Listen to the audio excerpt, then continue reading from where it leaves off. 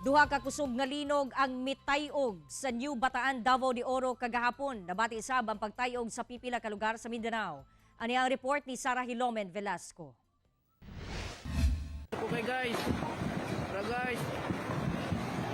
Nakuhaan og video ang pagdahili sa yuta ug pagkahulog sa mga bato dinhi sa dalan sa Siadol, Maragusan, Davao de Oro human ang kusog nga linog kagahapon sa hapon.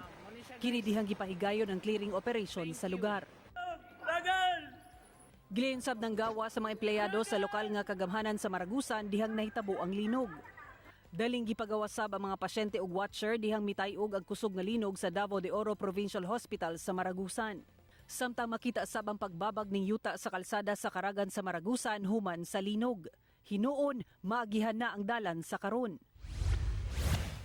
Sa Tagum City nga nakasinati og intensity 4, nangaukab ang kisame sa usa ka mall sa syudad tungod sa sagunsong linog.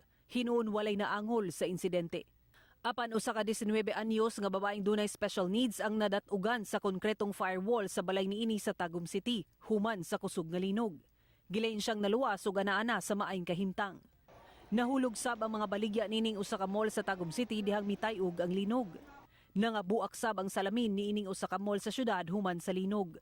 Nangatagak sab ang mga baligya sa maong mall. Sa Kapalong, Davao del Norte, pipila ka mga estudyante sa Manique Central Elementary School ug Kapalong National High School ang gidala sa ospital human makuyapan tungod sa linog. Sa Mawab, Davao de Oro, pipila ka mga estudyante sab sa usa ka tulunghaan ang nakuyapan human sa linog. Sa report sa MDRRMO Mawab, aduna say nabuak nga mga bildo nga bintana sa maong tulunghaan. Nagkatapok sab dinhi sa atubangan sa sangguniang panglungsod sa Davao City ang mga empleyado dihang mitayog ang kusog nga linog. Giling gisusi ang building kung dunay na danyos. Gipabalik sab dayon ang mga empleyado ug opisyales sa maong building. Matod sa PHIVOLTS, 2:02 sa hapon dihang miigo ang magnitude 5.9 nga linog sa New Bataan sa Davao de Oro. Gisundan kini sa ikaduhang pagtayog nga magnitude 5.6 nga linog sa New Bataan gihapon. Nabati ang linog sa dakong bahin sa Davao Region ug pipila ka bahin sa Socsargen Region, Caraga ug Northern Mindanao.